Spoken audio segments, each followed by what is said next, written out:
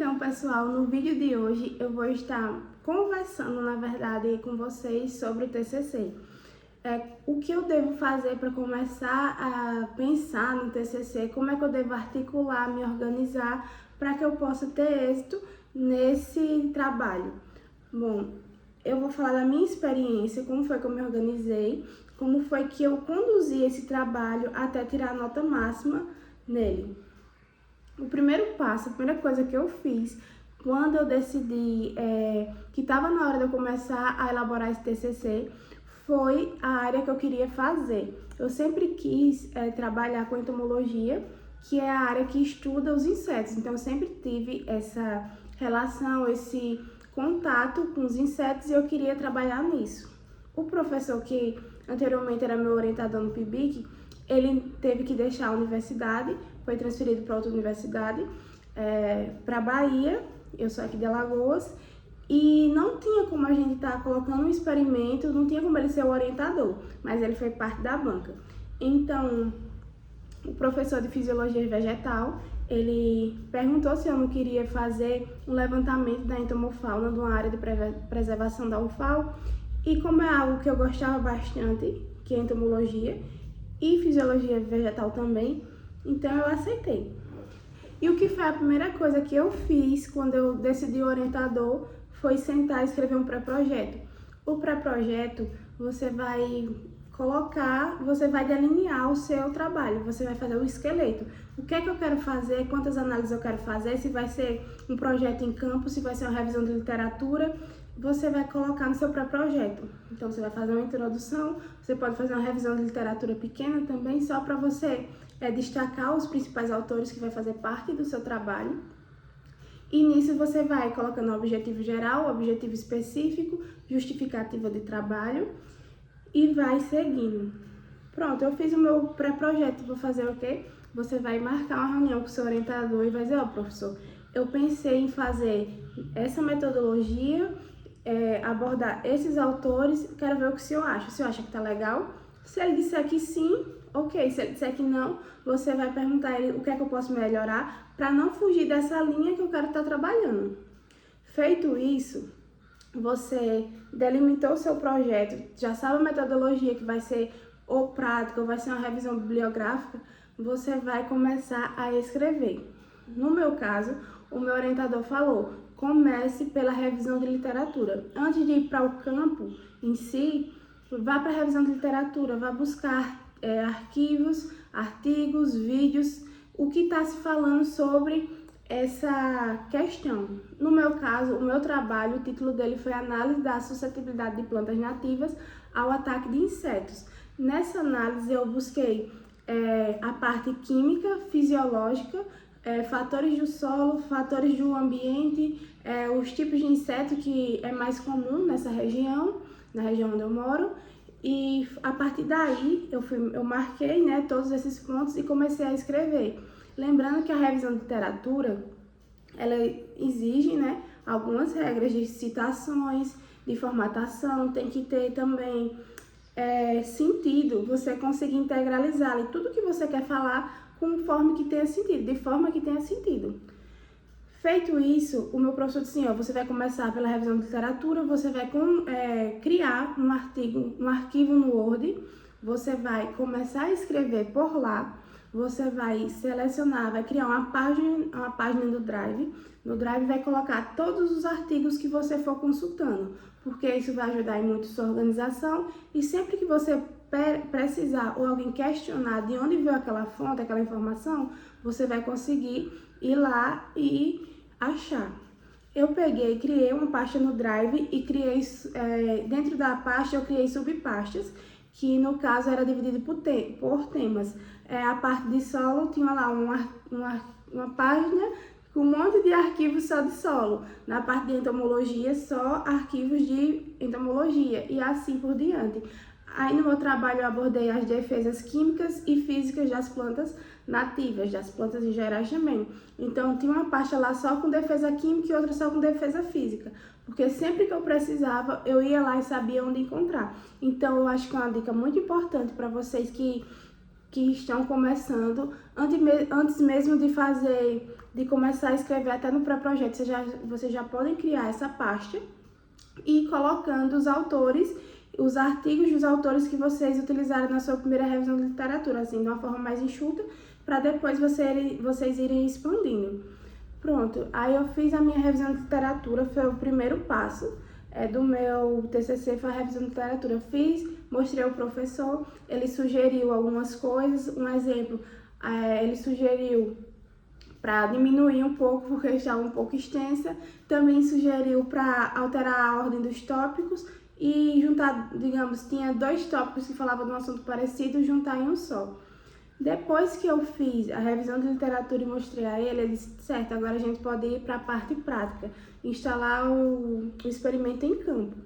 Nesse caso, a gente alinhou novamente a metodologia, viu como seriam feitas as análises, delimitou o tempo, porque é muito importante vocês anotar quando é que vai começar o experimento e quando que terminou. Porque durante a arguição, pode ter certeza que isso é uma das coisas que vão perguntar, o período do experimento e nesse período de tempo, o que é que aconteceu? Se teve alguma intercorrência, se teve alguma mudança. Um exemplo, o meu experimento ele começou em outubro e foi até fevereiro. Foram esses meses até eu conseguir concluir todas as análises. A metodologia, uma coisa que vocês têm que, não esquecer é que na metodologia tudo vocês têm que justificar. Tudo que vocês fizerem tem que estar lá na metodologia. Se você tirar um copo de um lugar e botar em outro, você tem que dizer porque você tirou esse copo e botou no outro lugar e o que isso impactou no seu projeto. Então, a metodologia tem que ser escrita da forma mais clara possível, da melhor forma possível, porque isso vai ajudar vocês na hora da arguição. Aqui eu tô com o meu TCC, ele ficou um pouco extenso, ele ficou um pouco grandinho, ele teve 146 páginas, e para você escrever 146 páginas, 150, 100 ou 20 páginas, você precisa ter organização. Então, além de organizar todos os arquivos, eu também tinha um caderno só para anotar o que eu estava fazendo, as datas, as coordenadas geográficas, porque como foi em campo e eu precisei analisar 50 árvores da área experimental, eu precisei pegar todos os pontos, todas as coordenadas geográficas e eu tinha um caderninho onde eu anotava tudo e também anotava as análises no tablet. Independente do estudo que você vai fazer, se for em campo ou não, é necessário ter essa organização, porque isso vai lhe ajudar muito, principalmente quando você estiver estudando para a arguição. Na metodologia também, quando você estiver em campo, realizando as análises ou o que você estiver fazendo, você precisa pensar na arguição. Ter tudo na cabeça, eu estou fazendo isso porque eu vou precisar isso e isso. E quando me perguntarem, eu vou saber responder o porquê eu coloquei e por que isso estava ali. Porque na banca, na arguição, pelo menos aqui, são 3 professores, no caso, né? Eu sou orientador e mais 2, e os 2 são os que fazem as perguntas. E eles vão ler o seu trabalho de cima a baixo, página por página, a ponto de perguntar por que na página 25 você escreveu isso e não escreveu isso, e eu tenho curiosidade porque é assim, então você tem que estar preparado. Então, o máximo de informação que você conseguir anotar para depois você estar estudando, isso vai lhe ajudar muito. Outra coisa que eu tinha muito medo era da arguição e de eles não compreenderem meu trabalho, dizer que meu trabalho não tinha sentido e que o meu trabalho era ruim de reprovar. E esse era o meu maior medo. Aí eu lembro que eu peguei novamente o caderninho e ficava anotando possíveis perguntas que a banca poderia fazer do tema e possíveis respostas que eu também poderia dar para essas perguntas. Aí na metodologia, depois que você descrever uma metodologia certinha, a gente vai para os resultados e discussões. Resultados e discussões, você tem que focar nos seus resultados, no que você encontrou. Você tem que dizer, no meu caso, eu encontrei 17% das árvores, elas eram resistentes. Aí eu tenho que focar nessas árvores que foram consideradas resistentes e vim logo no parágrafo seguinte, vim com a literatura, o que é que ela diz sobre isso. Mas sempre focando nos resultados. Aí nisso você faz em todo o trabalho. Outra coisa que eu achei bem interessante foi como eu trabalhei com defesas químicas, o meu professor, eu mostrei um artigo a ele que tinha umas imagens bem interessantes de estruturas químicas. Tipo assim. E eu falei, professor, posso usar essas imagens assim? Aí ele falou, pode, contanto que você faça as suas imagens. Eu não quero que você pegue imagens da internet ou de outros artigos, eu quero que você crie, porque dá mais credibilidade ao trabalho, caso você vá publicar. Aí nisso eu aprendi, quebrei a cabeça muito e aprendi a fazer as estruturas químicas. Mas aí, já que ele tinha dito isso, eu também passei a me dedicar a fazer as próprias ilustrações de trabalho. Um exemplo, esse inseto aqui eu mesmo fiz por um programa de desenho e assim eu fiz todas as ilustrações do meu trabalho, já que ele falou que era uma questão de credibilidade e caso alguém queira eu posso sim estar trazendo como fazer essas ilustrações. Agora que eu já fiz bastante, no começo eu achava muito difícil, mas depois que você pega a prática você consegue estar fazendo de forma mais fácil e estar ensinando de forma mais fácil também. Uma observação, depois que você termina os resultados de discussões, você vai para as considerações finais. Nas considerações finais, tem pessoas que estendem muito a consideração final, faz tipo 1 página, 2 páginas, 3 páginas, mas as considerações finais, as conclusões, elas são as mais sucintas possíveis. Um exemplo, a minha deu 2 parágrafos e o professor falou que ainda estava muito extenso, então eu resumi ao máximo para ficar só 1 parágrafo. Então a gente tem que ter essa noção para não pecar pelo excesso.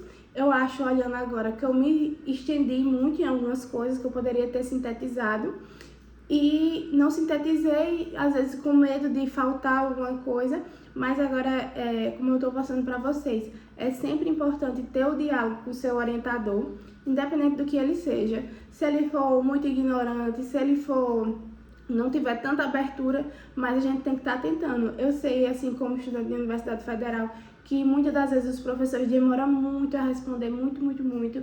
Não responde o WhatsApp, não responde e-mail, você tem que estar procurando, tem que estar correndo atrás, mas o importante é você já estar com as suas perguntas prontas, porque se você encontrar ele aí em qualquer lugar, você já puxa as suas perguntas e diz, professor, aconteceu isso, e eu preciso dessas respostas para poder continuar o meu trabalho. Bom, esse vídeo ele foi só vamos dizer assim, um resumão de como que foi, de como que é você montar um pré-projeto de um TCC, como é as etapas do TCC, mas caso vocês gostem, eu posso estar trazendo um vídeo detalhado, explicando cada parte do trabalho, porque a gente tem os elementos pré-textuais, os elementos pós-textuais, os anexos. Um exemplo, o meu trabalho ele teve muitos anexos, que foi as fichas de identificação das árvores, teve muitos gráficos e o sumário ficou extenso, ficou enorme. E você formatar tudo isso aqui não é fácil, dá sim uma dor de cabeça e eu posso estar ensinando a vocês. Aqui foi meu sumário, ele deu umas 5 páginas, porque a gente tem que também referenciar os anexos. Isso tudo aqui é anexo. E as referências também ficaram enormes. Aí a gente tem algumas regras, alguns padrões para estar selecionando as referências, que eu posso também estar conversando aqui com vocês. Aqui é um pouco das minhas referências. Tem todo um padrão, toda uma formatação. E é isso, o vídeo foi esse.